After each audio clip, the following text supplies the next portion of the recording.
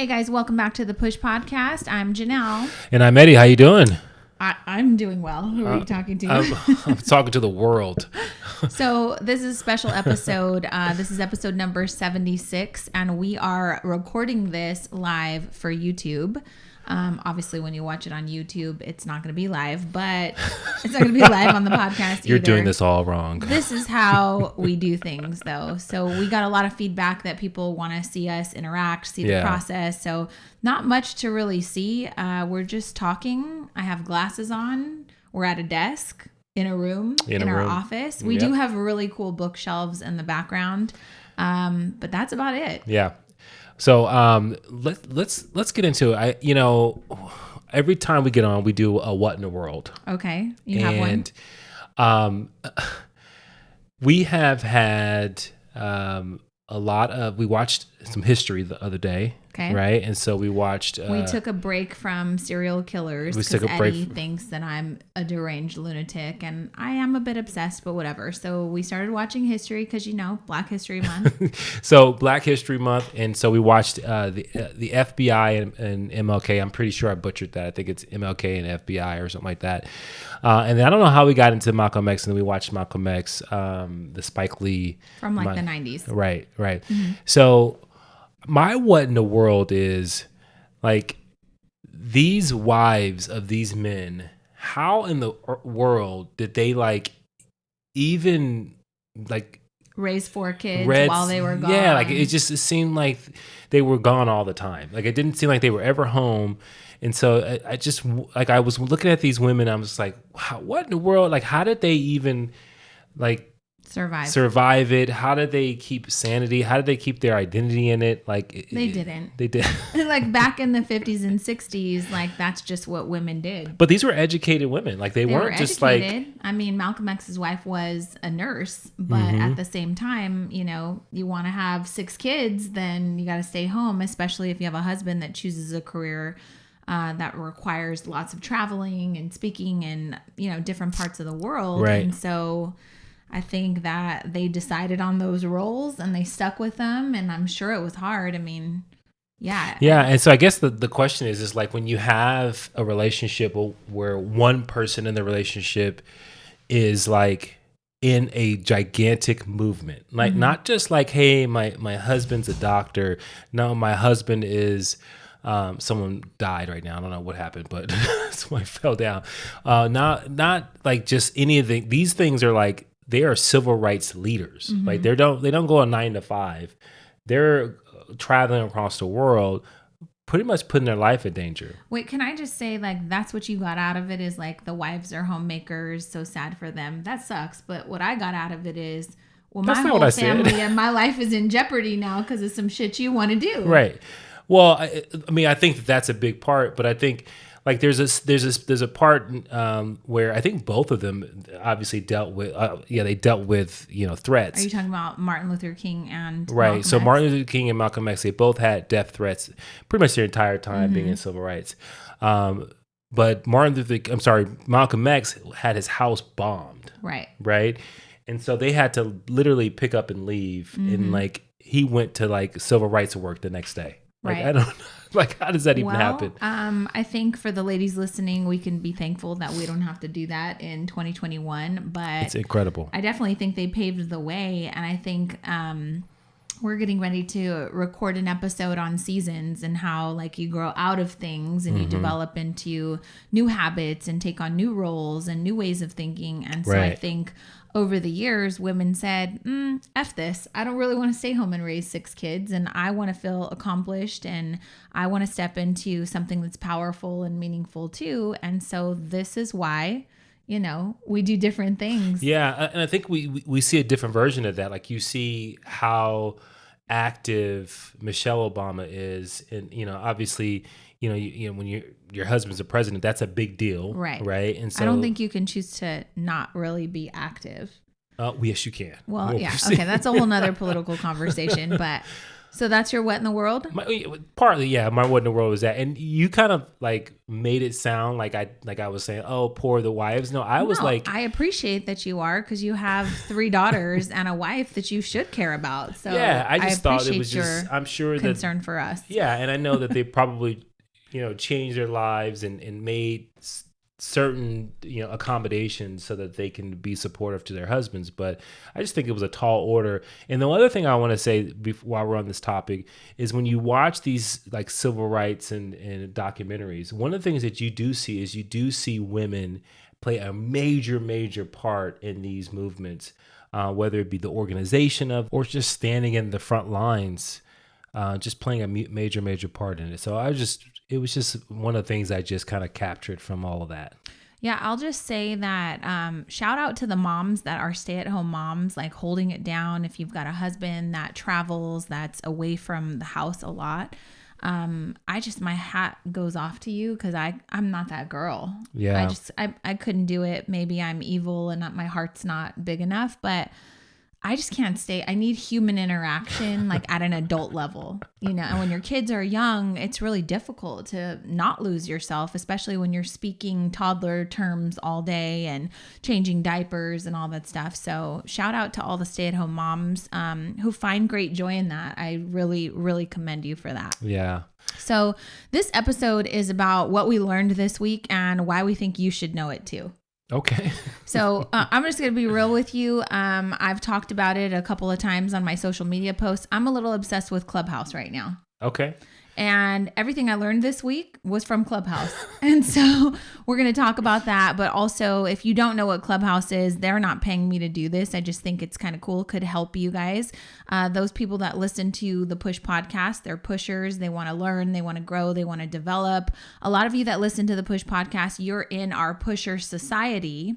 And if you don't know what the Pusher Society is, you can head over to JanelleCopeland.com or go to Cope with Eddie's Instagram bio to figure it out. But the Pusher Society is a group of people who are looking to have conversations in a community where you can feel up-leveled. Mm-hmm. We talk about things about life, business, just different perspectives. We talked about, some racial stuff during the summer. We talked about life planning and goal setting towards the beginning of the year. And then we're going to do a quarterly check-in at the end of March, just to make sure that you feel good about the direction that your life is going. So if you don't have any accountability in your life, if you don't have friends, like we have some good friends now, but we got to a point in our marriage where we were raising kids and we were going to work and we had just outgrown a lot of our friends. And so we were trying to find friends in a community that we could have better conversations with. And so we wound up creating a community of our own. It's called the Pusher Society. So if you're interested, head over and have conversations with us monthly. But this is going to be I want to give you a taste of some of the things we talk about on the Pusher Society, which are pretty much the same topics we discuss on the podcast, but they would be in greater detail. Yeah, and it brings the element of discussion. It brings the element of us being able to interact and coach and learn. And so I think that interaction can go a long way. And the conversations become very deep. They can become very rich. But one of the things I think that's really cool is you can listen to the Push podcast and you can say, oh, and I'm sure you're in your car talking back to us, because many people tell us that they talk back to and just interact with us. Right. Well, part of the Pusher Society, you can do that in real life. That's right. In 2D, because everything is virtual. 2D? Okay. Yes. Go with it. So what we learned, let's start with what I learned, and then we'll just kind of tag team and you can tell me what you learned. So number one, I was in a chat with Tai Lopez. I don't know if you guys know who Tai Lopez is. I'm going to be super real right now. I hated Tai Lopez like 5 years ago when I found out who he was, mostly because he was advertising in my YouTube feed. And every commercial that came on was a Tai Lopez commercial with like a Ferrari in the back. And it was just not my thing. Didn't need it. Didn't need to hear it. Wasn't trying to hear anything from being a billionaire because I was working on being a millionaire, right? Right. And so baby steps. Anyways, I got on Clubhouse, which again, they're not paying me to talk about, but If you enjoy podcasts, which you do because you're here, if you enjoy listening to TED Talks and just kind of learning, if you want to go for a run and just hear a conversation that inspires you to think differently, then Clubhouse is the app for you. I don't think that I would consider it a social media app because there's not a whole lot of like liking and commenting and interacting in that sense. You could definitely go on just to consume information and basically be in a room where high level conversations are happening, right? Well, that's funny because I thought when I looked at it, I was like, this is like the definition of a social media app. Like it is completely about connection and being Networking social for and sure. networking. I would think that the other platforms are more of like billboards for your personal life, because you can interact, but it's very much like, someone posts something, you see it 2 hours, 2 days later, and you respond to it. Where in Clubhouse, it's like simultaneously, like you can be a part of the conversation. Yeah. Well, let's be real. If you're on Facebook, it's mostly, I see rants and like, just a lot of opinions on Facebook and just not a lot of stuff that I find value in. Unless you're in a private group and like we have Cake Sense, we have great conversations about running a baking business, right? But if you're on Instagram, it's more a visual platform. Right. So you get to see beautiful images. You get to see families together. It's more about what you see. And then, of course, there's the liking, the sharing, the commenting, that sort of thing. Clubhouse to me is you get on for two reasons. You're either going to consume or you're going to contribute. Right. And so when I say contribute, when you first sign up, which by the way, it is invitation only. Mm-hmm. So you have to find an invitation from a friend because we've given out so many invitations and I don't have any more. But I promise you, if you go on Facebook or Instagram and say, hey, I'm looking for an invitation to get on Clubhouse. Does anyone have one? I promise you someone will give you an invitation. Someone will reload. They'll reload us soon. So you get on Clubhouse and then the first thing you do is you select a bunch of preferences. Hey, what do you like? So I selected health, wellness, finances, stocks. I selected, LGBTQ community stuff, Black movement stuff, like all of the things that I'm interested. I selected lots of entrepreneurship stuff. And then there's clubs that you can join, like a billionaire mindset club, right? How I made my first $1 million club, stuff like that. So I joined things that I think I could contribute to, but also I can learn and consume from. Right.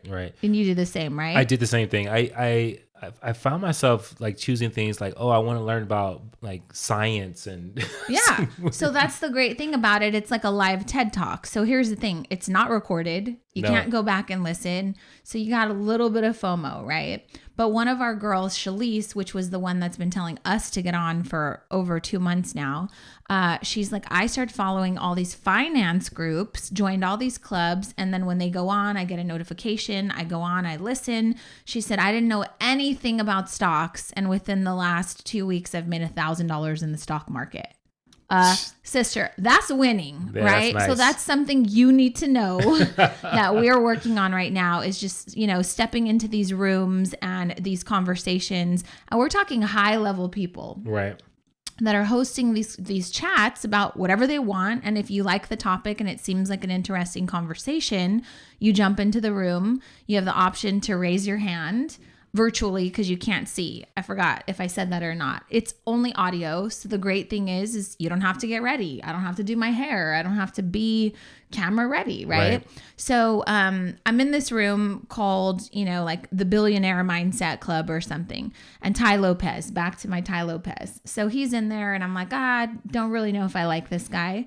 And it turns out he's very knowledgeable. He reads a ton of books. He's got this superpower for quoting things that he's read, which Grant Cardone was making fun of him about. And so it was just a really cool room. So one of the things that I listened in on, one of the chats was what rich people teach their kids.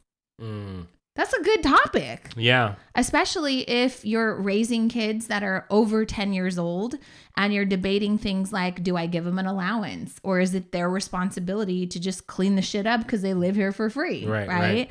Or, do we talk to them about money struggles or investments or, how much do you share with kids about your finances, right? And so one of the things that he said rich people teach their kids that money isn't scary or evil. And it was interesting when you hear that, because I think many people will hear it and say, and they would agree, money is not like the root of all evil, which it's an interesting thing because that has been something many people have spread out there. Even hear that it's a biblical kind of thing where money is the root of all evil. But I think what happens is when you get into this kind of poverty mindset and you our survival mindset, it becomes an excuse, or it becomes an argument to kind of buck the system, right? Or you've seen people who have conversation who hate capitalism, right? And they say, it's the root of all evil, right? But that's not necessarily true. People that say money is the root of all evil, do you think they're usually broke? Oh yeah, you don't hear wealthy people don't say that money is the root of all evil. They like money. Yeah. And I think that they get a bad rap for that, right? Right. So here's one of the reasons why I want to talk about this. How did you grow up looking at money? Like, what was instilled in you about money when you were a kid? Survival. It was all about having enough. It was about hearing words like, or phrases like, oh, we have extra money, right? So those are kind of the things that I think kind of resonate with me. My mom didn't necessarily say money was all the root of all evil, but it was definitely more of a conversation around just survival. We have enough money to make it. You got to work really hard for it. All those kind of things. So mine was scarcity. Like there was never enough, right? It was like, you think money grows on trees? I don't have money for that. Like things like that would make you feel bad as a kid to ever ask for something or to talk about money because it wasn't something we really discussed. Yeah. So I thought that was a really great conversation. Like, rich people are teaching their kids that, hey, we're going to talk about money in the first place. And money isn't scary or evil. Also, because traditionally they tend to have more, it comes from a place of abundance. Like money's out there. You just got to be willing to work for it. You got to be willing to invest or willing to be creative. Like I think that they teach you different ways to think about how to potentially generate money. Yeah. And I think it's so important that people realize this. And I think when you think about that phrase, and if you're listening to this right now, think about it like this. Like the iPhone, your favorite television, your favorite, everything that you probably enjoy for the most part in the external world is driven by the competition to generate revenues, right? And because of that competition, because we're in the United States, and some people may be listening to this that are not in the United States, but our economy is driven by competition, supply and demand. And I think that when you think about that and you think about, wow, if I want to have a really nice car, the fact that there is a competitive market that I can get a really nice car is because of money. Okay. Part of the reason too is, and this is a double-edged sword, but our medical system, we have the finest medical, scientists in the United States, and we've had so many breakthroughs. And now there are also some things that I think that we do that I think because of money, it leads things to the wrong path, like more treatment than cure. But I do think that there's breakthroughs, and because of the fact that it's so competitive financially, we get the best doctors from all over the world that come to the United States. So you're saying these are reasons why money's good? Yeah. Yeah, I agree with you. I think money's great. I think money's great. And I do think that once you learn, what your beliefs are about money, you can start to shift them. Right. Because we've been broke for many years of our marriage, in the beginning part of our marriage, and we made a ton of money, yet we had nothing to really show for it. Right. And it always felt like there wasn't enough, right? And then we had to read books, we had to listen to podcasts, we had to find different things that would inspire us to ask ourselves why we had the habits that we had with money. Because we did. Like you said that your mom said, oh, we have extra money. That's exactly what we did. Yeah. We'd get a raise or a bonus and we'd be like, yes, we're taking the vacation because we deserve this. It's like we've been suppressed for so long, and now we get to go ahead and spend that money. And that's a mindset. When you change your attitude and you change your mind about money, what I realize is money is simply a tool. Right. It is a means. it is not the end. I think where the evil comes is when it's the end. When you're simply earning money simply because of the greed of having it. Not because of you can use it for a tool, not because you can use it to help, not because you can use it to give back. And we're seeing that now. Many of the richest people on our planet, their goal is to give it all away when they're done, and not to give it to their kids, but to give it to society, which society's infrastructure in itself is what allowed them in a lot of cases to make their fortune. Yeah. So here's a little shift for you about money. If you were raised in a household where you had excitement, let's imagine your parents telling you like, hey, I'm going to give you $3 for doing the dishes, but remember, every dollar has a job. Yeah. What will you do to put these dollars to work?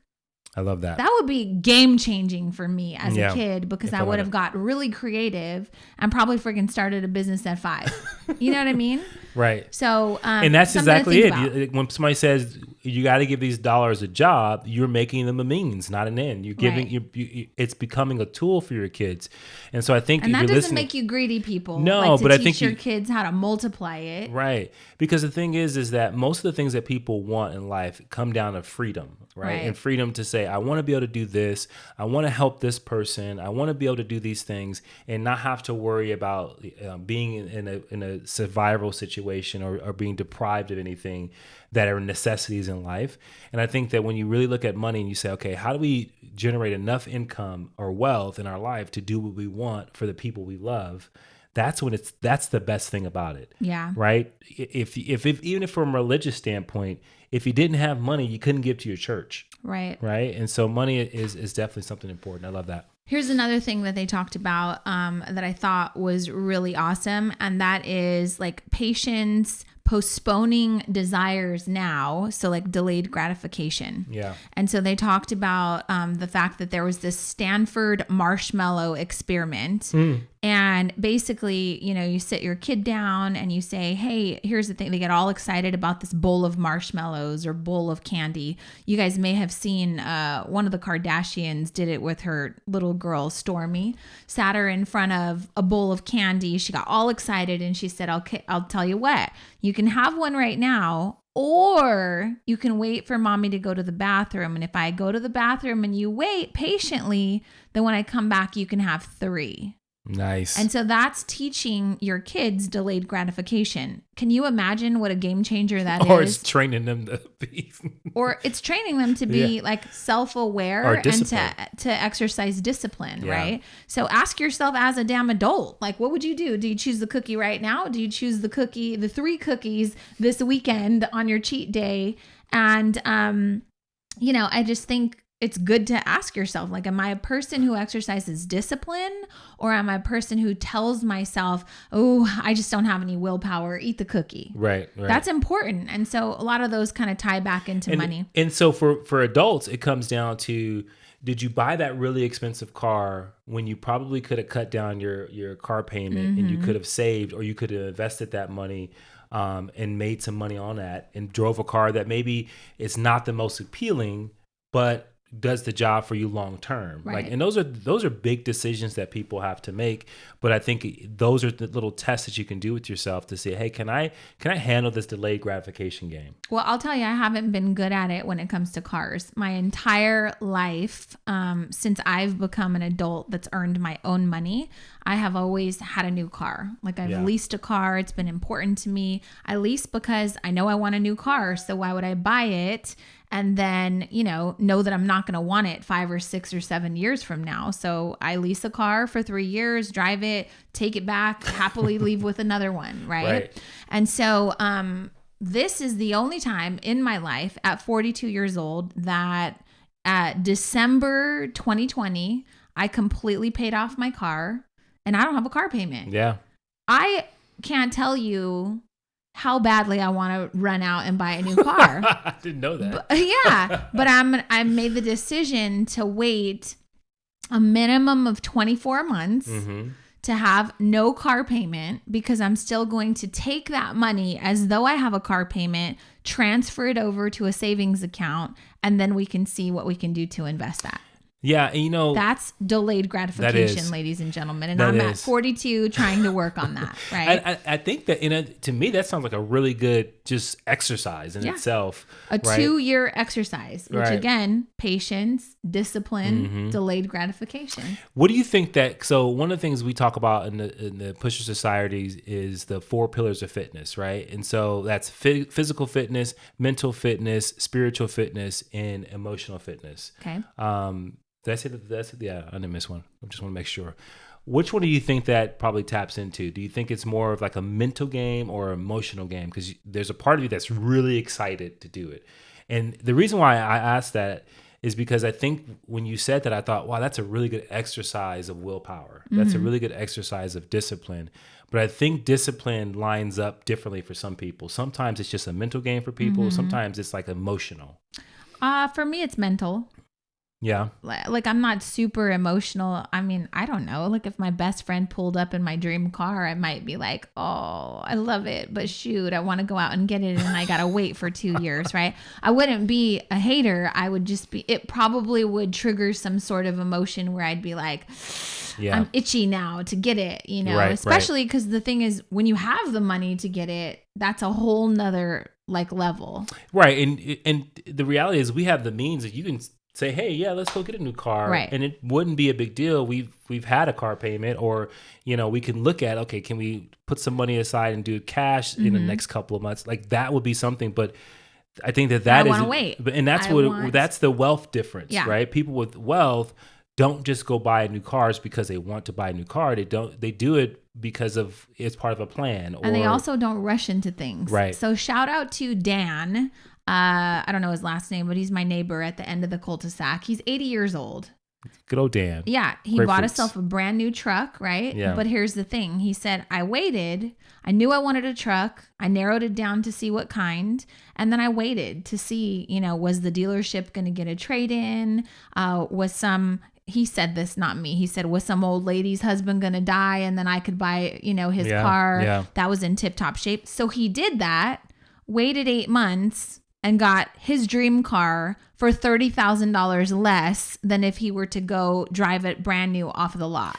Yeah. And that inspired me so much. I was like, you know what? That's what I think wealth is like having the patience to just exercise, like waiting and just knowing that the right deal is going to come to you and you're doing it to save. Yeah. And that's what I love. So amazing. I love that. And I love that because that to me was an exercise of kind of emotional fitness, because you think about some people are so impulsive, right? Yeah. Our entire economy, and for the most part, is built on impulse buying, right? You get the emotional draw of a commercial, or you see someone living a life, or whatever the case may be, and you're emotionally driven. The grocery store capitalizes on that, right? They put all the emotional snacks at the front of the store, so you just pick that up just automatically. And so I just love that's a really great exercise, and I think for me too, it's a mental fitness game. But I definitely think that it taps into that emotional fitness. Love it. Okay, so since you brought up fitness, I'm going to go on to the next thing. I learned from Jim Kwik, who is a master brain memory expert. Right. I had the honor of meeting Jim in person at a mastermind that I was in a few years back. And he's a great guy, but he's all over YouTube. He's got a podcast. He has a brand new book that I'm reading called Limitless. Because as I get older, I will say that I'm like, oh, am I losing my memory? Like, what's going on? And Jim talks about, you know, doing brain exercises just like you would do physical exercises to exercise your muscle. Your brain is the same. Yeah. And so I'm really intrigued by that. And I'm trying to schedule more time to exercise my brain. An example I can give you is, remember when the kids were little, we would sit on the floor for hours and play memory. Yeah. With the cards. Yeah. Haven't played that shit in 15 years, right? So I don't know that I would be able to win at that right now, just because that's a part of my brain that I'm not really tapping into. I watch the kids. For those of you that don't know, our two younger kids, they're actresses. They memorize 2.5 hours worth of dialogue. Yeah.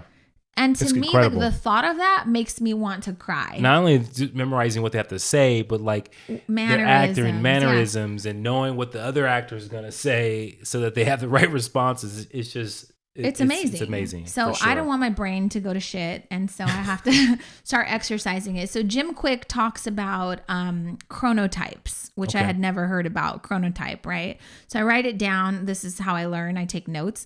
And then basically it comes down to there's 4 different types of animals that represent how people sleep and like when the best time is to do something in your schedule. Okay, so stay with me. So I'm with you. So the animals basically just think there's 4 different categories, 4 different chronotypes, right? So each person would take a test and then it would tell you, are you more like a dolphin, a lion, a bear, or a wolf?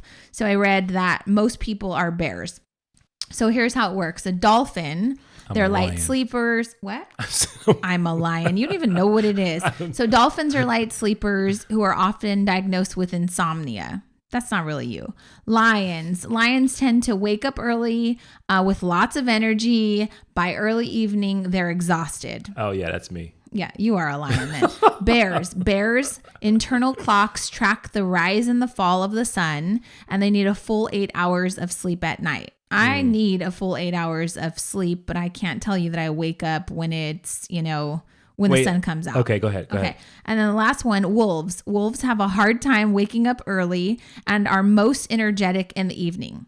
Shout out to the wolves because that's me. The best ideas come to me at night. Right. So this theory is, this chronotype is basically saying that like it's impossible to have the perfect day, but you can like schedule your workouts. You can schedule when you're supposed to be creating content. You can schedule the times where you're supposed to be creative. So if you're trying to write a book and you're like, okay, Mondays from 10 until noon, I'm going to sit down and write. But if you're a wolf, that might not work for you. Yeah. And so I thought that was crazy because I thought I was crazy. I was like, okay, everyone's gearing up to go to bed every night, but my brain's flowing and I have a tough time turning it off. Right. Jordan is exactly like me. Well, Jordan can stay up until 4 a.m. Partly to say, is it nature or nurture? Because Jordan has trained herself to stay up. She likes it though. Her brain is wide awake just like mine. Yeah. I mean, mine Leave just us alone. Mine just shut, like you would think that there were light switches being turned off. Yeah, like, you get super sleepy. It's crazy. If you guys want to ever see Eddie fall asleep at dinner, take him to the Cheesecake Factory because it's super dim in there. And every single time we go, he's like nodding off. And he's like, I hate this place. It's so dark in here. I he don't starts ever like complain, falling asleep. But when we go there, for whatever reason, I think every to myself, time you complain. Why is it so dark? Are they trying? Is it a sensory thing where you can taste the food differently? It drives me crazy. They need to turn those lights up a little bit. Isn't that cool? Yeah. Okay, so one, I'm going to just go over really, really quick because I think I want to talk about it in the next episode. And this is something from Brendon Burchard. And it's 30 questions to ask your parents before it's too late. Wow. That's a whole episode in itself. Yeah, So I think I want to give you guys some homework. If you just Google it, it's on this website called Beyond the Interview, and it's 30 questions to ask your parents before it's too late. So I think for the next week, that should be our assignment. Like you take the 30 questions, you ask your mom, I'll ask my parents. The thing is you're supposed to either film it, record it, something, so that way you can hear them explain it, answer it, like their that. excitement. And so the theory is Brendon's dad, he passed, not the theory, that's what happened. His dad passed away, but he had asked him these questions while he was in the hospital, I think battling cancer. And at least 3 times a year, he said he sits down and he watches the entire thing just so that way he can kind of feel like his dad's there. I love that. It gives me chills to think about, like, it's one thing when someone leaves you. It's another thing when you've asked them all the questions that you needed to ask them before they left. Yeah. And you have it on record so you can watch it and rewatch it and see their emotions and their mannerisms. So I thought that was really cool. I love that. Isn't that awesome? So is all the things you learned this week? I have one more. Oh, okay. Because I got a couple. Okay. Well, you can go. Get mine in. Oh, okay. I can go right now? Fine, go. No, go ahead. Say yours. Last one, which is something we talk about often, but I found this to be the common theme in every group that I was in around entrepreneurship. Not only are people lacking confidence and they're afraid, but they want to avoid pain by any means necessary. And so in every group that I was in, every millionaire, billionaire, whatever speaker was on the stage speaking, they said the same thing. And basically that is, you have to pursue things that have obstacles, period. Like they said, humans are lazy, they hate taking risks and they don't want to get out of their comfort zone, right? They want to avoid disappointment, they want to avoid challenges and all of that stuff, right? And that's not going to get you far. Like if you're just so stuck behind all of this fear and all of that stuff, like you have to find a way to just lean into things that have obstacles because there's less people there. So the chances of you succeeding there are actually greater than you think because you're the only crazy fool that's willing to do it, right? Yeah, and one of the things that kind of bleeds into one of the things I learned this week was something similar to that. What I found, especially on Clubhouse, is that people ask questions mostly designed in a way where they're trying to get the magic bullet. Okay. Right. And so they know that the answer that's out there that they probably already know involves a lot of hard work. Right. Involves a lot of discomfort. And so I find that people ask questions to see, is there a way to get around that? Right. Right. And can I tell you what the most asked question was to me? Like I spoke in many groups this week. Most asked question, how do I grow my social media following faster? Yeah. Faster compared to what? What are you doing now? Well, I'm posting every day. I'm doing all the things, but it's a lot of work. How come I'm not at 1 million people yet? But it's a lot of work and it's not growing as fast as I wanted. I wanted to grow. So one, that's your expectations. Right. Probably because you're busy looking at everyone else's numbers and hoping for more, which I totally understand. And number two, though, when I ask them, well, tell me what you're doing right now to grow your following. They're always on the right track. They just don't like the way it feels. It's work. It's hard. It takes consistency. There's obstacles. Sometimes people don't like your stuff. Guess what? That's life. Sometimes people don't like your stuff, Right.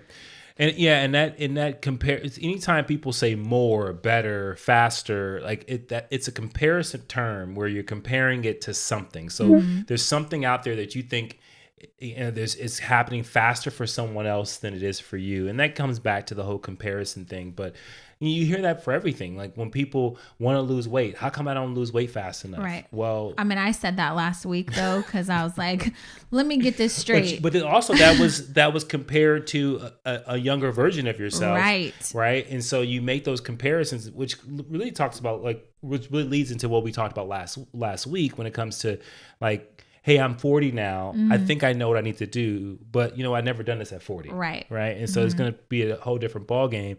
And the timetable is undetermined because I don't know how long it's supposed to take. Right. Well, I just tell you, when you hit 40, things happen. They come off differently. Right. Oh my goodness. They happen at a different pace. So one of the things I learned that was very interesting, because I've been reading a book from Martin Luther King, which I think is fantastic, and I shared with you, and I shared on the podcast one of the things I learned about equality.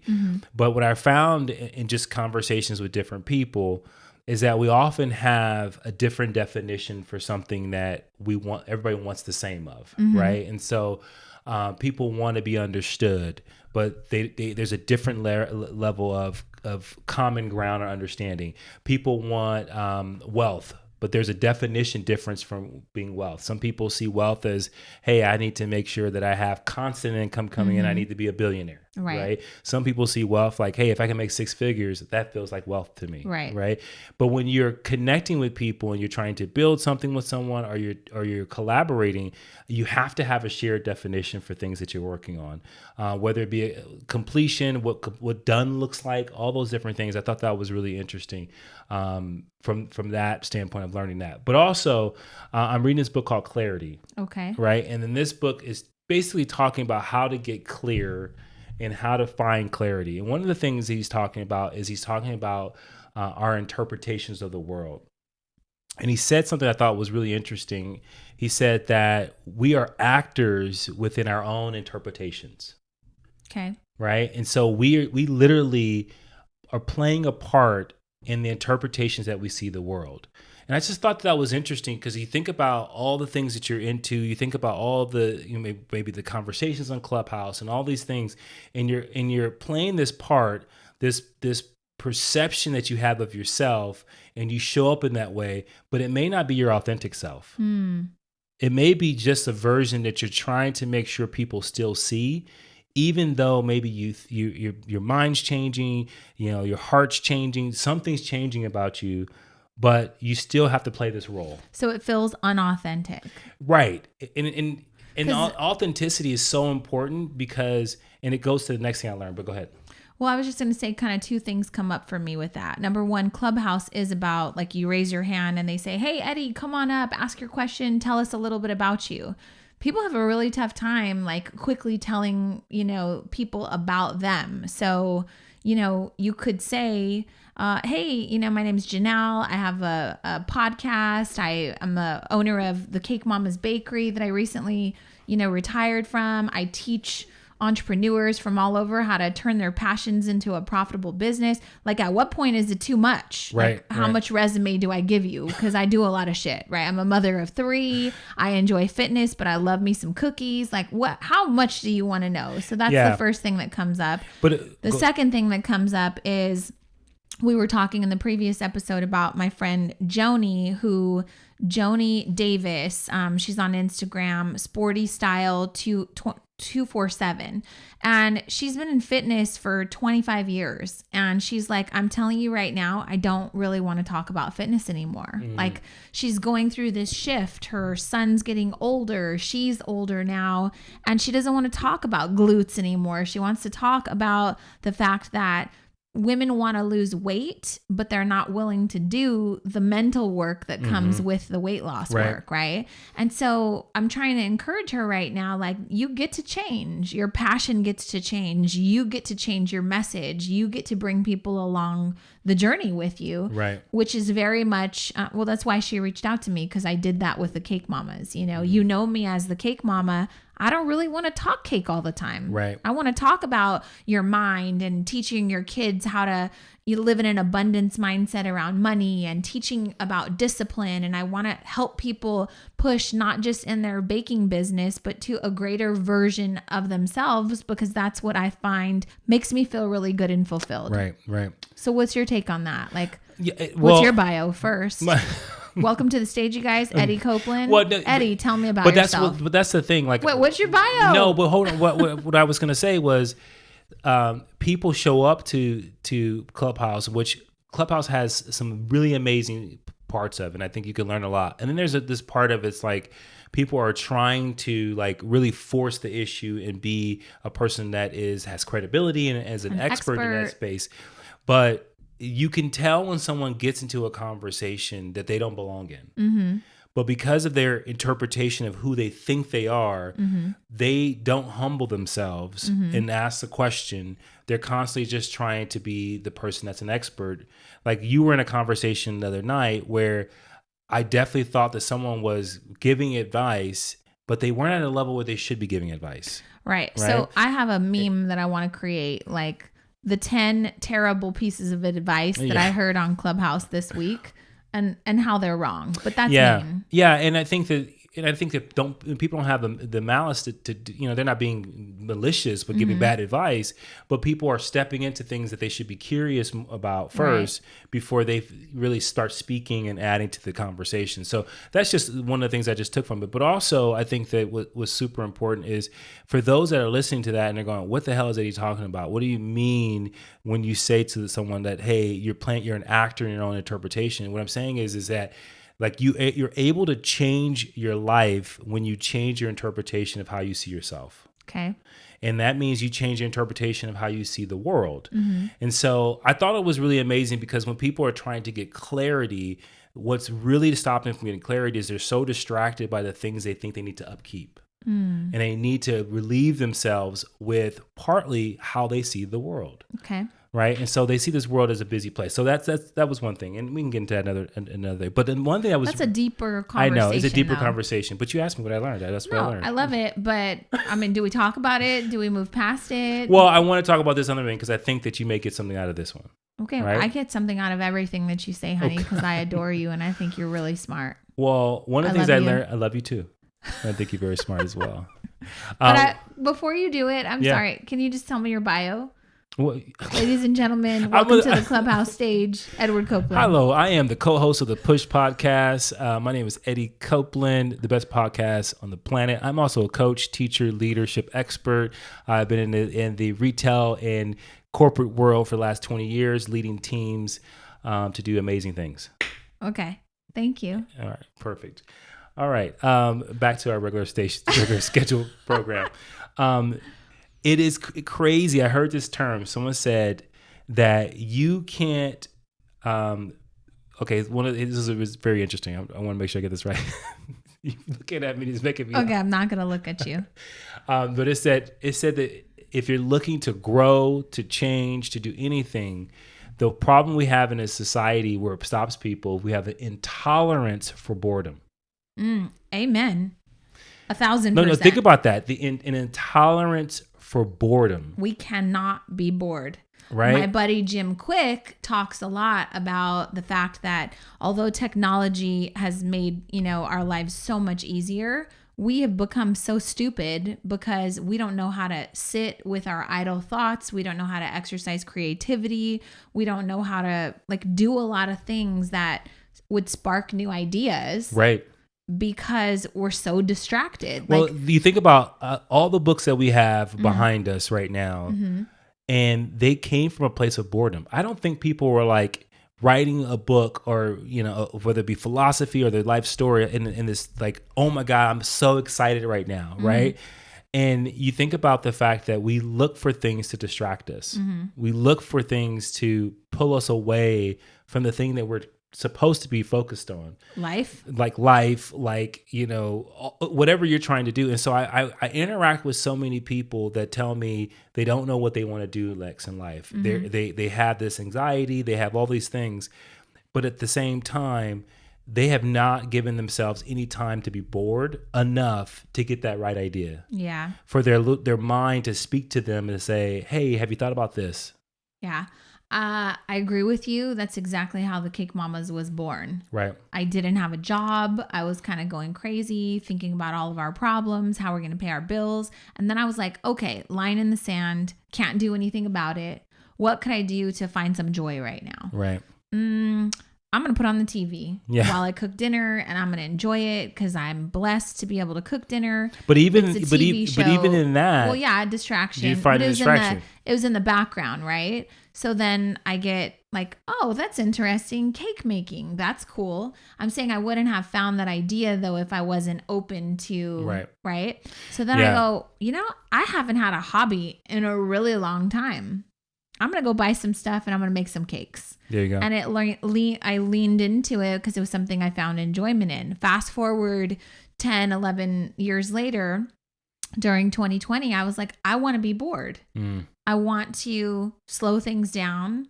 I'm going to try something I've never done. I fell in love with gardening and plants and succulents. And then someone asked me, oh my God, can I place an order? And I was like, nope. That would make it a business. This is a hobby. This is something I enjoy. I'm finding joy in. But I think that your creativity gets inspired when you have those moments to do things that you don't normally do. Right. But think about it like this. And I can't tell you that I have done it a lot. Yeah, you need a hobby. No, but think about this. When was the last time you just sat down somewhere without your phone, without a TV on, without a book, just with your thoughts? I sit down a lot with my notebook and a pen and my thoughts. No notebook, just your thoughts. Well, I have really good thoughts. I would forget them, so I write them down. No, but that's what I'm saying.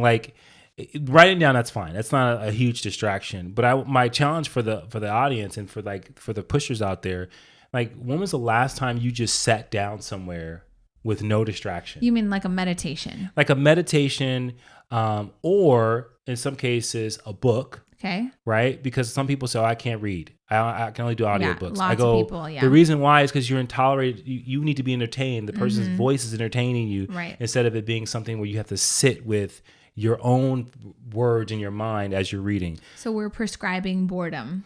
Yeah, I'm prescribing boredom. I'm saying go get bored. Because I think that's... Like read a boring book?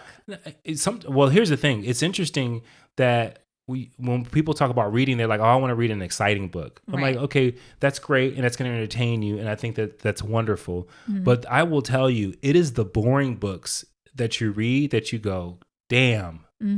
There's quite a few up here. Yeah.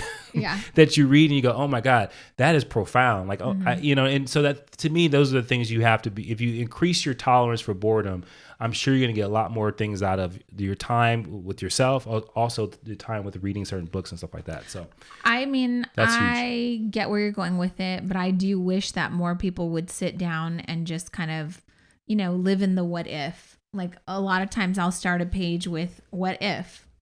What is that? Like, how often do you give yourself time to think about what your perfect dream life is going to be, or, what would make you super happy, or what if you won the lotto, or what if, something amazing happened. And I think when you do like get intentional with those things, and like you say, I'm going to direct my mind on this thing, what if, and you stay there, not pick up your phone and look at Pinterest to say, I got to get some ideas for this what if, but really just sit there and really cultivate that. I think you can get a lot out of it. I agree. And I think that when you think about being authentic and authenticity, I think it comes in that place of boredom where you find out this is who you really are.